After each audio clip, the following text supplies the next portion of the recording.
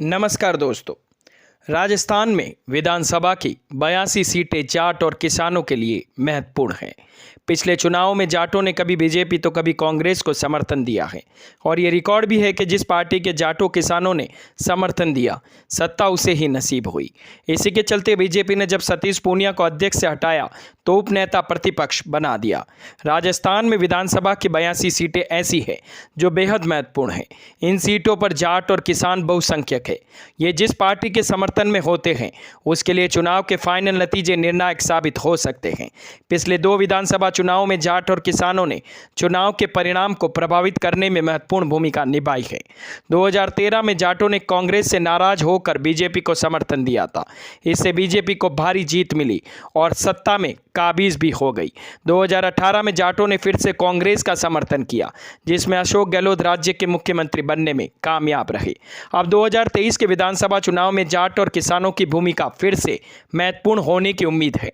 BJP और कांग्रेस दोनों इन सीटों पर जीत हासिल करने के लिए जाट और किसान के समर्थन को हासिल करने के लिए कड़ी मेहनत कर रही है। बीजेपी राजस्थान के चुनाव में जाटों और किसानों को फिर से पार्टी के पक्ष में लाने के लिए सतीश पूनिया को उपनेता प्रतिपक्ष बनाया है। पूनिया एक जाट नेता है और वे जाटों को बीजेपी के साथ जोड़ने के लिए काम कर रहे हैं। बीजेपी ने किसानों के लिए भी कई कल्याणकारी योजनाएं शुरू की है ताकि वे किसानों का समर्थन हासिल कर सके। इस बारे में राजस्थान की राजनीति को अच्छे से समझने वाले लोगों का कहना है कि वर्ष 2018 में जाटों की वजह से बीजेपी को नुकसान हुआ था। पार्टी के जाट दूर हो गए थे। जाटों और बीजेपी के बीच बने गैप को भरने में सतीश पूनिया कोशिश कर रहे हैं। बीजेपी ने इसी वजह से सतीश पूनिया को फिर से जिम्मेदारी दी है। कांग्रेस भी जाटों और किसानों के समर्थन को हासिल करने के लिए कड़ी मेहनत कर रही है। कांग्रेस ने जाट नेताओं को महत्वपूर्ण पद दिए हैं और किसानों के लिए कई विकास योजनाएं शुरू की है। कांग्रेस की तरफ से अध्यक्ष गोविंद सिंह डोटासरा भी जाट और किसानों के प्रभाव वाली सीटों पर दौरे कर रहे हैं। जाट और किसान नेता अभी भी 2023 के चुनाव में अपनी स्थिति के बारे में स्पष्ट नहीं है।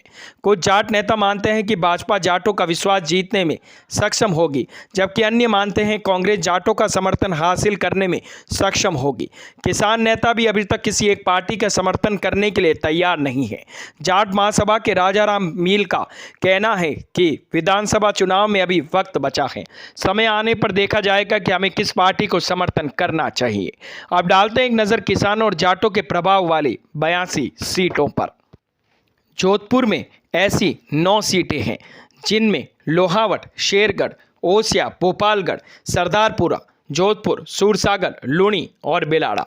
पाली में 6 हैं, जेतारण, सोजत, बाली, पाली, मारवाड़ जंक्शन और सुमेरपुर। जालोर में 5 है, आहोर, जालोर, भीनमाल, रानीवाड़ा, सांचौर। नागौर में 10 सीटें हैं जो इससे प्रभावित है। लाडनू, डीडवाना, जायल, नागौर, खींवसर, मेड़ता, डेगाना, मकराना, परबतसर और नावा। बाड़मेर में 7 सीटें ऐसी हैं जहां पर जाट बाहुल्य और किसान बाहुल्य है। बाड़मेर में 7 सीटें हैं जो है शिव बाड़मेर, बायतू, पचपदरा, सिवाना, गुड़ा, मलानी और चौटन। जैसलमेर में 2 है, पोखरन और जैसलमेर। सिरोही में 3 है, पिंडवाड़ा, आबू, रेवदर और सिरोही। शेखावटी के 3 जिलों में चूरू, सीकर और झुंझुनू की 21 सीटें भी किसान और जाटों के प्रभाव वाली है। चूरू 6, सादुलपुर, तारानगर, चूरू, सरदार शहर, रतनगढ़, सुजानगढ़। सीकर में 8 सीटें इससे प्रभावित है। फतेहपुर, लक्ष्मणगढ़, धोद, सीकर, दातारामगढ़, खंडेला, नीम का थाना, श्री माधोपुर। झुंझुनू में 7 सीटें हैं जो किसानों और जाटों के बाहुल्य वाली है। पिलानी, उदयपुर वाटी, नवलगढ़, मंडावा, झुंझुनू, खेतड़ी, सूरजगढ़। बीकानेर में शीर गंगानगर में सहित इन 5 जिलों की 29 सीटें हैं खास। बीकानेर 7, खाजूवाला, बीकानेर पश्चिम, बीकानेर पूर्व, कोलायत, लूणकरनसर, डूंगरगढ़, नौका। श्री गंगानगर में 6 सीटें हैं। शादुलसगर, गंगानगर, करणपुर, सूरतगढ़, रायसीनगर, अनूपगढ़। हनुमानगढ़ में 5 सीटें हैं। सांगरिया, हनुमानगढ़, पीली गंगा, धर्मेंद्र कुमार, नोहर, भादरा। भरतपुर में 60 सीटें जाटों और किसानों के बाहुल्य वाली हैं जिसमें कामा, नगर, वेर, डी, कुंभेर, नदबई, बयाना, भरतपुर।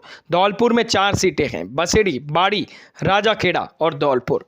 तो दोस्तों ये तो आने वाला वक्त ही बताएगा कि जाटों की वजह से क्या इस बार और किसानों की वजह से क्या इस बार सरकार चेंज होती है या फिर से जाट और किसान कांग्रेस को समर्थन देते हैं। तो दोस्तों, कैसी लगी मेरी ये जानकारी? अगर मेरी ये वीडियोस आप लोगों को पसंद आते हैं तो प्लीज़ लाइक शेयर सब्सक्राइब करना ना भूलें और हाँ, कमेंट करना भी ना भूलें। धन्यवाद।